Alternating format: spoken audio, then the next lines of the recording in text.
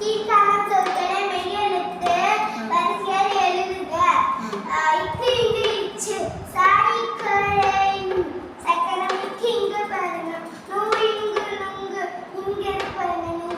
பா இச்சை பச்சை இச்சு இங்க இருக்கு பாருங்க. பா இங்கு பஞ்சு இங்க இருக்கு பாருங்க.